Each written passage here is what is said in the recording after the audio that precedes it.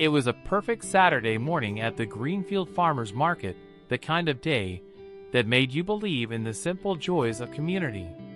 The air was thick with the earthy scent of fresh beets and the sweet tang of strawberries, mingling with the distant laughter of children darting between stalls. Vendors, tucked beneath a patchwork of colorful canopies, arranged their carrots, potatoes, and artisanal breads with pride.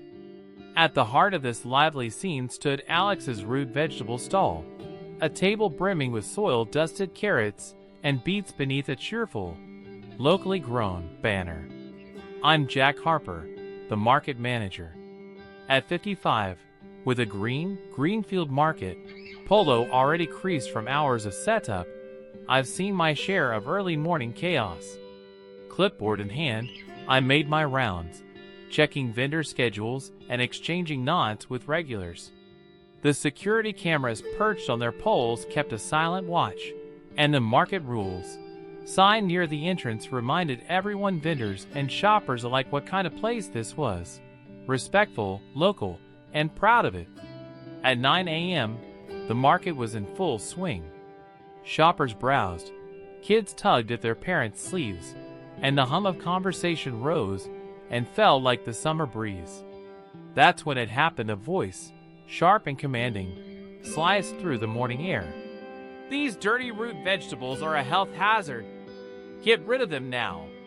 Heads turned. There, striding purposefully toward Alex's stall, was a woman I recognized from previous complaints, Karen Mitchell. She was impeccably dressed in a designer sundress, oversized sunglasses perched atop her head, and a leather purse clutched tightly in her hand. Her posture radiated entitlement, the kind you see in viral videos and Reddit threads. She stopped in front of Alex's table, pointing an accusatory finger at the carrots and beets, her voice rising above the market's gentle din. "This is unsanitary and offensive," she declared, her words echoing off the canopies. "You're putting everyone at risk with this filth.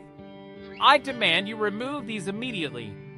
Alex, only 25, but already seasoned by seasons of hard work, looked momentarily stunned. She brushed a loose strand of hair from her face and tried to explain, her voice steady but tinged with nerves. "The dirt's natural, ma'am.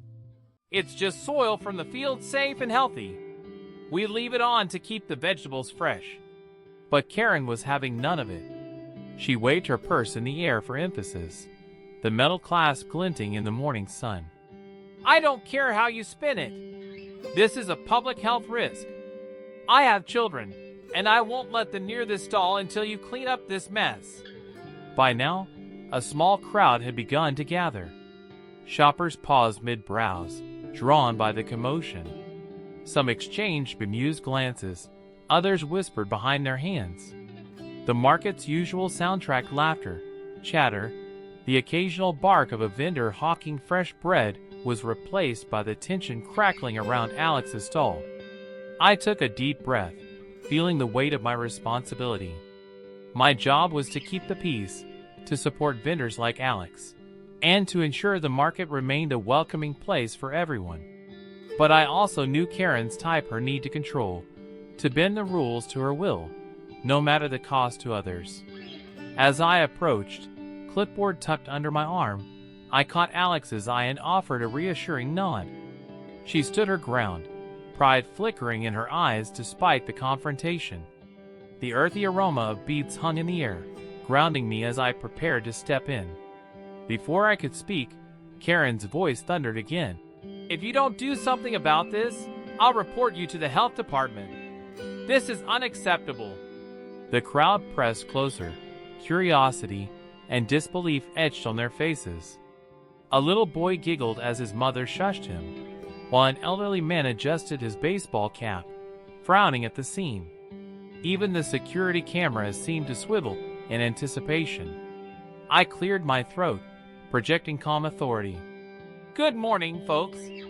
I see we have some concerns about our produce. Let's remember, these vegetables are grown right here in Ohio, fresh, local, and safe. If anyone has questions, I'm happy to answer them." Karen turned on me, her sunglasses reflecting my own determined gaze. You're the manager? Then you need to do your job and get rid of this filth. I smiled, refusing to be rattled. Ma'am, our market follows all food safety guidelines. The soil on these vegetables is a sign of freshness, not neglect. We even have a wash station if you'd like to clean them before you buy. She scoffed, clutching her purse tighter. That's not good enough. I want them gone. Now! Alex's hands trembled slightly, but she stood tall, her pride in her work unwavering. We work hard to bring the best produce here. The dirt's part of the process. It means these are real, not factory farmed. The crowd murmured their support, a few nodding in agreement. Karen, undeterred, raised her voice once more, determined to have the last word. As the tension simmered, I took a step back, surveying the scene, the vibrant stalls, the watchful eyes, the sense of community under threat. I knew this was just the beginning. And to everyone watching, whether you're on your phone, laptop, or TV, let me know in the comments. What's the wildest thing you've ever seen at a farmer's market? The day had started with the promise of fresh produce and neighborly smiles. Now, it was clear, we were in for a showdown that would test the spirit of Greenfield Market and maybe, just maybe, bring us all a little closer together. Karen's voice had already pierced the lively hum of the market, but her next move turned even more heads. As I made my way toward Alex's stall, a shout from Lisa the baker at the next table alerted me that things were escalating. Shoppers slowed their steps, curiosity drawing them closer as Karen's indignation grew louder. I approached with my usual calm, clipboard tucked under my arm. Good morning, ma'am. I'm Jack, the market manager. Is there a problem here? Karen spun toward me, sunglasses slipping down her nose. Yes, there's a problem. These filthy vegetables are a disgrace. You're protecting lazy farmers who don't care about public health. She jabbed a manicured finger at Alex's table, her purse swinging dangerously close to a crate of potatoes. Alex, visibly shaken but determined, interjected. The soil is natural, just from the field. It keeps the vegetables fresh and proves they're local. We follow all the Ohio Department of Agriculture's food safety standards. I nodded in support. That's right. Our produce is inspected, and we even provide a free wash station right over there if you'd like to clean anything before taking it home. Karen scoffed, her frustration mounting. That's not good enough. You should require every vendor to pre-wash their vegetables, just like the supermarkets. This is a public health scandal, and I'm going to expose it. With a dramatic flourish, she dug her phone out of her purse and began filming Alex's stall, narrating loudly for her imaginary audience. Look at this dirt everywhere. This is what they're selling to families with children. The crowd's murmurs grew. Bill, a regular customer in a faded baseball cap, frowned as he watched the scene unfold.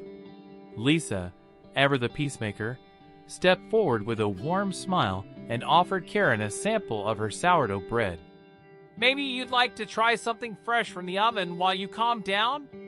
Karen ignored the gesture, her attention fixed on her phone's screen. I'm reporting all of this to the Franklin County Health Department. If you don't remove these dirty vegetables, I'll make sure this market is shut down. Her sunglasses slipped further as she gestured wildly, but she didn't seem to notice the crowd's growing discomfort. Some shoppers shook their heads, others whispered to each other, and a few children watched with wide eyes as Karen's accusations echoed through the stalls. I kept my tone steady, determined to de-escalate. Ma'am, we take every precaution to ensure food safety. If you have any concerns, I'm happy to walk you through our procedures or help you use the wash station. Karen glared at me, her phone still recording. This filth is a disgrace. You're endangering us all. Alex stood a little taller, voice trembling but clear. We're proud of our farm and our produce. The dirt is proof that it's real, not something shipped in from a factory. Bill finally spoke up, his voice carrying across the small crowd. Lady, it's just dirt. Wash it and move on. The tension was thick, the usual market chatter replaced by uneasy silence, and the crunch of carrots underfoot as a shopper hurried past. Karen's phone glinted in the sunlight, capturing every second of her so-called exposé. The market's hum had softened, as if holding its breath for what would come next. And as Karen's filming continued, I realized this confrontation was just the beginning. Her next stunt would shock us all. Karen, undeterred by the lack of support at Alex's stall, pivoted dramatically to face the crowd. She raised her phone high, as if it were a megaphone, her sundress swishing with each determined step along the market's main aisle. Everyone listen, she called out, her voice slicing through the gentle strum of a nearby guitarist. Demand clean produce. Protect your families from this filth.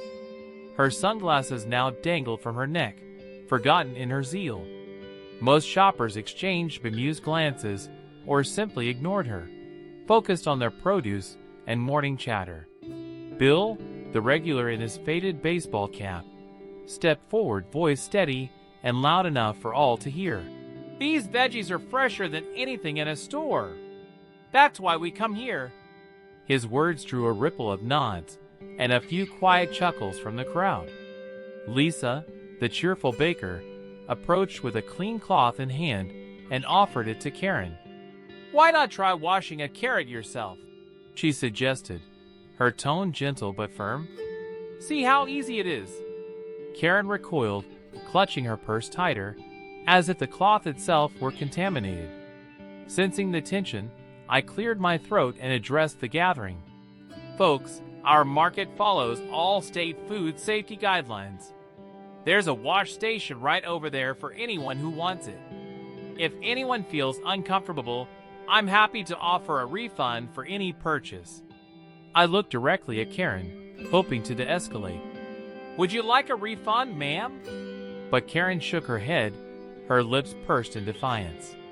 No, I want a public apology from that vendor for endangering us all, she demanded, pointing at Alex, who was now regaining composure behind the stall.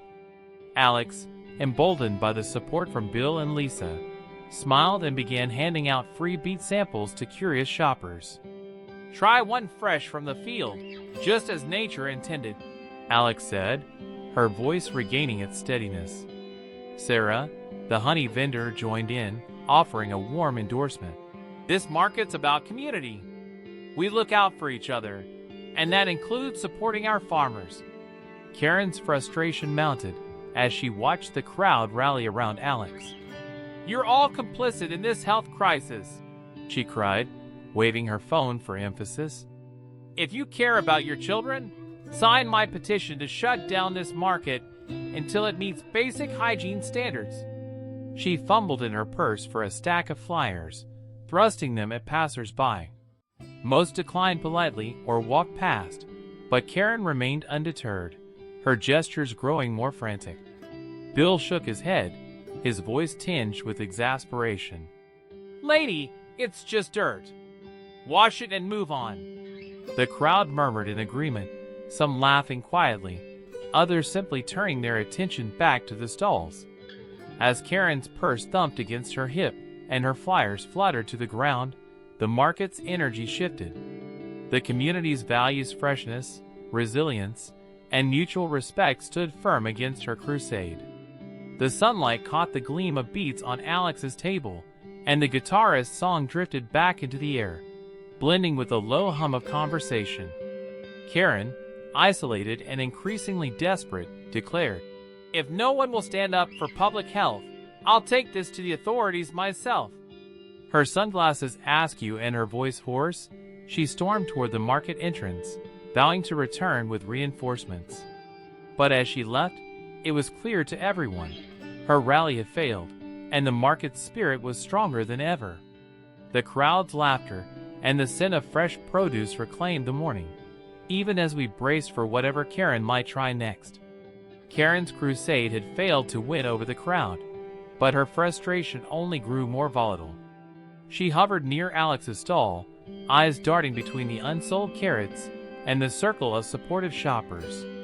The morning sun glinted off her sunglasses, now perched on her neck, as she clenched her phone in one hand and her purse in the other. Suddenly, in a burst of anger, Karen lunged at Alex's display. She snatched a fistful of soil-dusted carrots and hurled them down onto the pavement. "This garbage doesn't belong here," she shrieked, her voice cracking through the market like a whip. Clumps of dirt scattered, startling a nearby child who dropped his apple, which rolled under a neighboring stall. The crowd gasped, and Alex, momentarily frozen, rushed to salvage the battered carrots, her hands shaking as she gathered them back into the basket. I stepped forward, heart pounding, and planted myself between Karen and the stall. "Ma'am, that's enough," I said, my voice firmer than ever.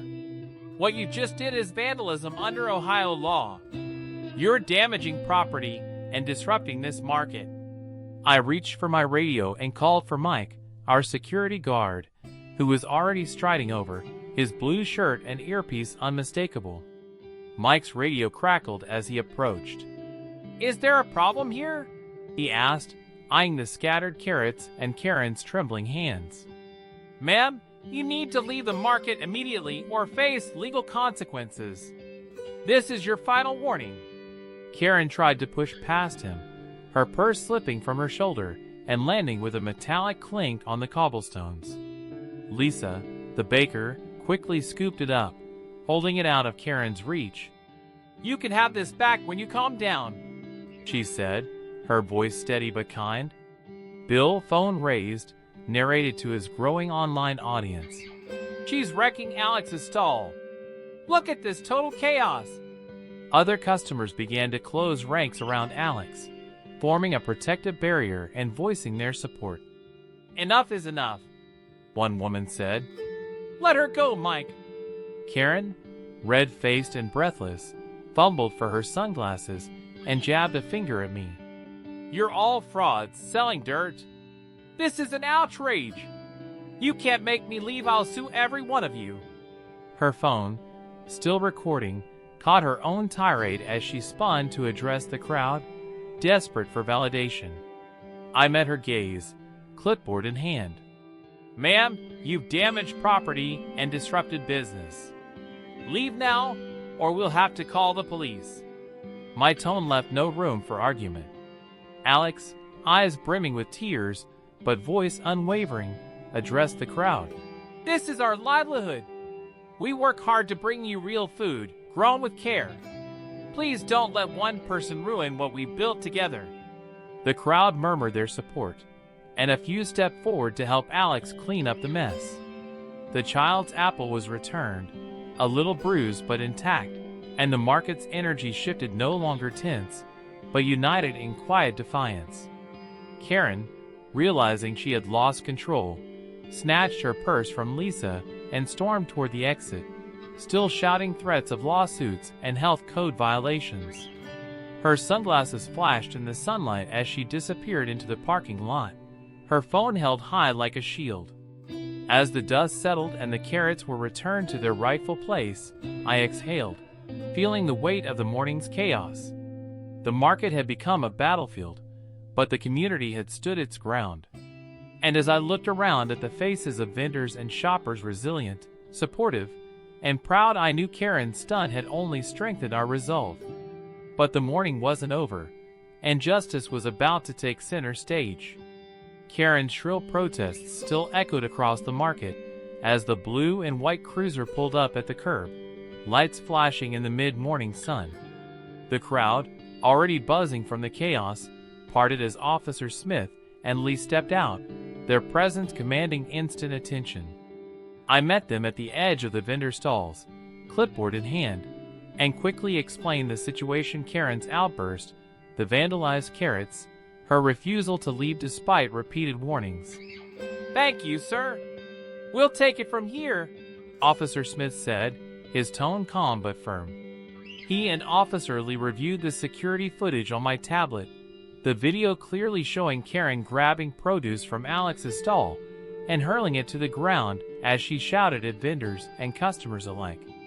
The crowd watched in tense silence, phones raised, some already streaming live to social media. Officer Lee approached Karen, who was now pacing near the market entrance, sunglasses askew and phone still recording. "Ma'am, we need to speak with you," he began. Karen whirled around, voice trembling with outrage. "Are you going to arrest the real criminals here? They're selling dirt to children. I'm the victim." Officer Smith shook his head. "Ma'am, we've reviewed the footage and spoken to witnesses. You're being cited for disorderly conduct and vandalism under Ohio law." He recited the relevant statutes disorderly conduct, which could mean a fine up to $500 or 30 days in jail, and vandalism, with penalties up to $1,000 or 6 months in jail. As he read her rights, Officer Lee gently but firmly took Karen's purse and phone, placing them in an evidence bag along with her oversized sunglasses. Karen's protests grew louder. "This is persecution. I'm protecting public health. You can't do this." But her voice was drowned out by the crowd, which had erupted in cheers and applause. "Go home, Karen," someone shouted. Bill, still filming, panned his phone across the scene, capturing the moment as hashtags like hashtag Dirty Veggie Karen and hashtag Farmers Market Justice started trending online. Alex, shaken but surrounded by supportive customers, watched as Karen was handcuffed and led to the cruiser. The child whose apple had rolled under the stall earlier now clung to her mother, who made a point of buying extra beets from Alex's table. "Thank you for standing up for real food," she said, her words a balm after the morning's turmoil. Lisa returned to her bakery stall, handing out free slices of bread to lighten the mood. Mike, the security guard, collected Karen's fallen sunglasses for the police, ensuring nothing was left behind. I took a moment to check on Alex, offering a reassuring squeeze on the shoulder. "You did great. The whole market's behind you." As the cruiser pulled away, Karen's voice faded, replaced by the sound of laughter and applause. The tension that had gripped the market finally broke, replaced by a sense of relief and triumph. Vendors exchanged high fives, and customers lingered, eager to show their support for the local farmers who made the market special. I stepped up to the front of Alex's stall, addressing the crowd. "Thank you, everyone, for your patience and support today. This market is about community, respect, and real food. Let's keep it that way."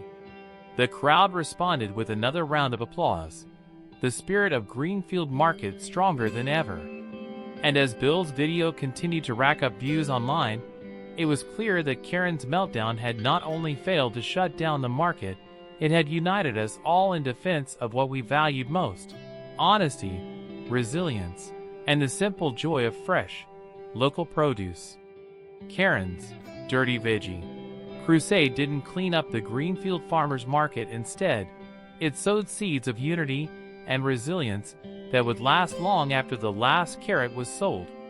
The fallout from that chaotic July morning was swift and decisive. Within a week, Karen appeared in Franklin County Court, her designer sundress replaced with a somber gray suit.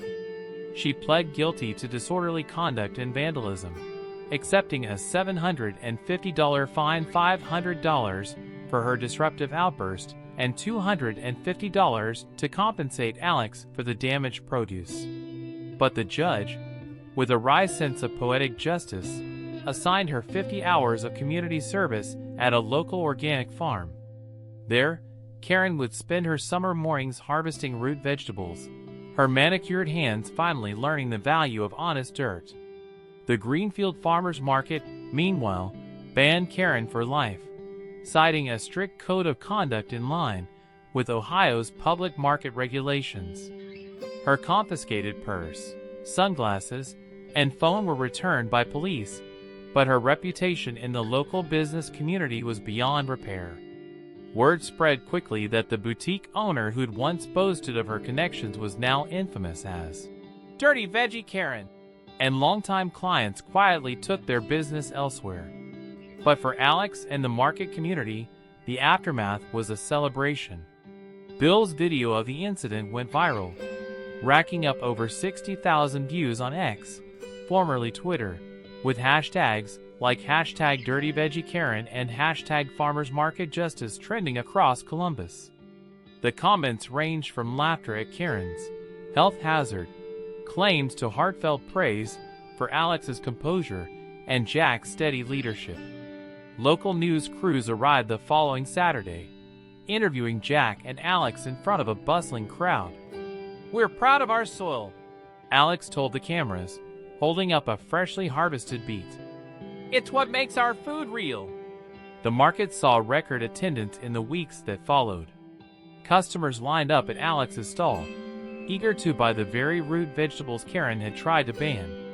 Vendors collaborated on a "Support local farmers" campaign, culminating in the first ever root vegetable festival. There were cooking demonstrations, free samples, and even a carrot cake contest judged by the mayor herself. Alex was awarded a $2,000 grant from the local co-op to expand their farm, and Jack received a community service award at the festival, his Greenfield Market polo shirt gleaming under the market lights. As the summer waned, Jack took a moment to reflect on the saga. Standing beneath the locally grown banner, clipboard in hand, he watched children laughing as they pulled carrots from the soil during a festival demo. He remembered helping Alex's family start their farm years ago, and how the market's mission had always been to connect people to the land and to each other. He addressed the crowd, his voice carrying over the music and laughter. "These roots are our pride. Let's keep supporting our farmers." The applause was thunderous, and for a moment, the market seemed to glow with the spirit of community.